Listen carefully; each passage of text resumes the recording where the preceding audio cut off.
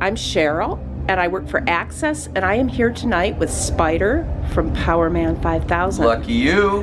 Hey, Spider!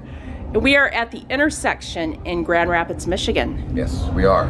And you have played around Grand Rapids several times, but I think this is the first time you've been in Grand Rapids, at least for a while. I think that I've played here before, but many years ago. I do remember this venue, so I think I've been here. Yes. I know that you were at, last year you were in the Music Factory, and you were at the Machine Shop. Yes, always the Machine Shop. Yes. Are you hitting the Machine Shop again? Not on this run, no. We were there not long ago, and we always try to go there at least once or twice a year. Right. It's such a great place. It is really. It is wonderful. I mean, you know, honestly, anywhere in Michigan is always a great time. You know, like it's just something about this state that it's retained this excitement for rock music, which you don't see in a lot of places. Right. You know. So we're always happy to come through. We love music in Michigan. We really do. Yeah. And we have some great artists out of Michigan, like Alice Cooper and. Never heard of him. Never heard of that guy. So you are here. You're on tour, and you have new music. Well, we have the newest record is not that new anymore. It came out it's almost 2 years old now. Okay, so you're at the end of your run. We're at the end phase of that album and starting to work on new music. Okay. We've already, we've got a few ideas that we started on, but when we get home from this tour, I think we're going to really sort of focus on recording a few things and get the ball rolling for the next record. But yeah, it's crazy because the new record it feels like it just came out, but you know, when you go on the road and you play, and all of a sudden years go by. And we're just terrible at following up. You know, we'll go like 3-4 years between records, or sometimes more, and it's crazy. It's like the worst idea ever. Right. Every time. Now, do you write all your own music? Well, we all do together. Yeah. Okay. I mean, I write all the lyrics, and then the music tends to be a collaborative effort with everyone sort of puts there. Or when somebody may have an idea for a riff and bring that in, and then somebody adds a piece to that, and then so it's collaborative. It becomes a song. And so my favorite thing that you do are your videos. Oh. I mean, they're so imaginative, and you always feel like you're in the middle of outer space. Yeah. You have the whole. Making the videos was always one of the funnest things for me, especially when back in the day where you actually had a big budget to make. Right. You sort of spent all this time having no money to do anything, and all of a sudden there's a budget to make a music video, and I was always in the mindset to just make the most of it and make some crazy mini movie. You always had the bad guy in the. Yeah, enough bands make videos in like a dark basement with a light bulb swinging. Right. We wanted to do something bigger and more creative. And that's why I loved them. You just turn them on, and it would just be like, boom. Well, it's like, when you're a little kid and you play Star Wars in the backyard with your friends, it's like now you can do it for real. Right. So hopefully someday that big budget videos will come back. So it was almost like you had a character. You had this. Yeah, I think that you sort of have to. I never was in the assumption that I was interesting enough just as my normal self to entertain anybody, So, but I don't think of it as like creating anything that's not real. It's still you inside that person. But you just, you sort of. I think there's a bit of a transformation when you're on stage, or when you make a music video, or even when you sing a song, you become maybe an enhanced version of yourself. Now, do you prefer, speaking of performing, do you prefer playing in a venue like this that's indoors, or do you like the outdoor festivals? I mean, everything's great. It's like a good show is a good show. Right. We've done every... Kind of. Yeah, we've gone, in that, even on a tour like this, the range of venue is great. Sometimes you're playing in some weird, out-of-the-way, D market, and you're playing like Joe's Pub.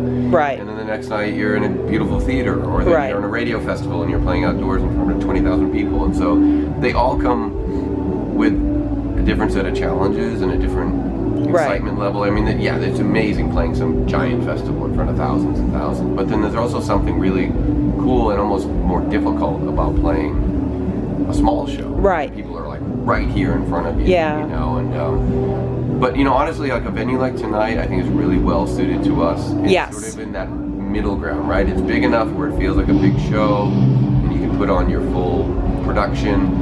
But if you're not, you're not an ant on a stage with people watching you from a mile away. Right.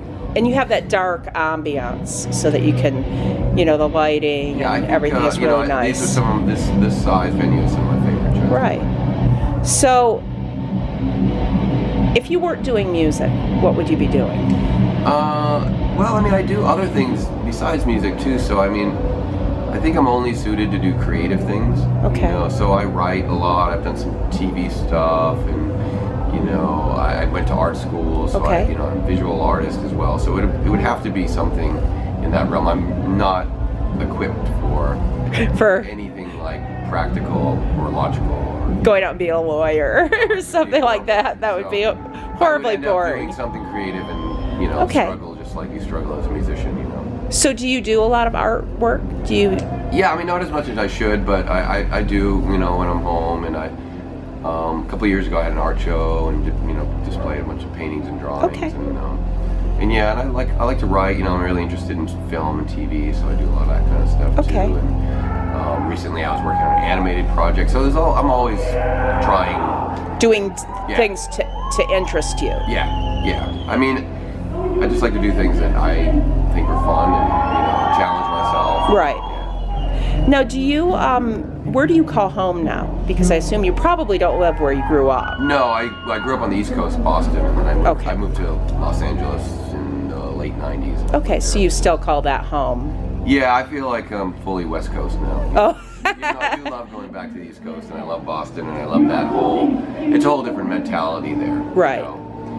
Boston is everyone's angry and aggro, and that's how I grew up. Do you still have family back there? Or? Not really, but still some friends back there. And, Okay, so every so often you'll. But I got pop to back. transfer to the West Coast where everybody's a little more laid back, but and it's a little mellower. So you don't really do too much like with New York or anything like that. That's another big hub where a lot of people. We play in New York, Right. and I love going to New York. It's one of my favorite places to go. But not to live there. I've never lived there. Yeah. Okay. Have you played in Europe?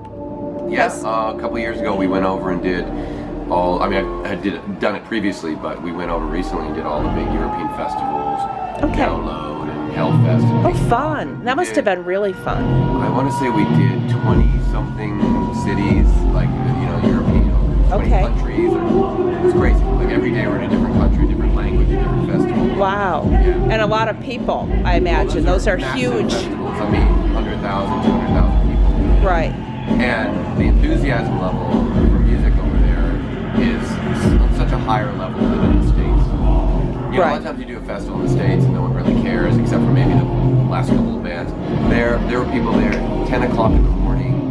And it's just, it looks. You can't see the end of the crowd. Right, like it looks, when you see video, for us over here, we're seeing video of it, it just looks massive. Yeah, it's great. So, they know how to do it. Do you have a favorite European band when you play over there?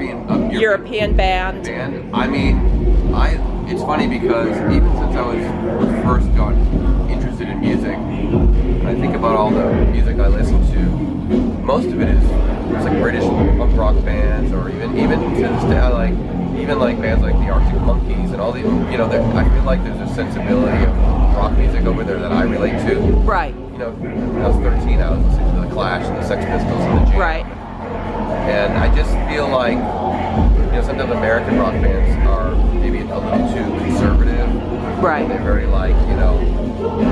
There's not a lot of humor or there's something about the European sensibility in music that it makes sense to me. And there's a whole group now of European bands that are from farther out, like Volbeat and Him and all these bands, Scandinavian countries. Right. Sure. So there's that whole group of bands too that play those festivals as well. Yeah, so sure.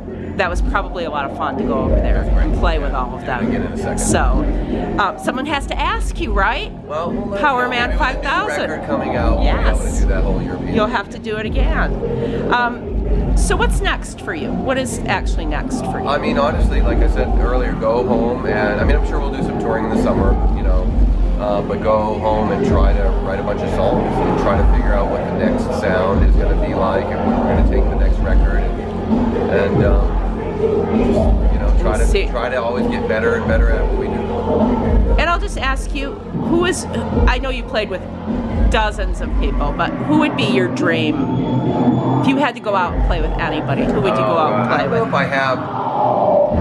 I mean, yeah, I honestly feel like I've almost checked off everybody on the list. I mean, we've toured with everybody, and we've been a band for so long that, people are like, oh my God, you toured with Pantera? Like, they don't even exist anymore. Yeah, right. But it's funny, I don't know if I have a dream one, but earlier today I was flipping through the internet and I came across a Prodigy video. Okay. Firestarter, and I was like, that would be an amazing band. Because they sort of have, it's electronic, but it's heavy. Right. And they have just such a great style that I think that would be a really That would be perfect, a fun tour to go out on. So now you're going to write new music, of course, when you're done here, and we'll be looking for a new album. So we are here with Powerman 5000 at the intersection in Grand Rapids. Yes, we are. And thank you so much Thank you. for talking with me. Thank you.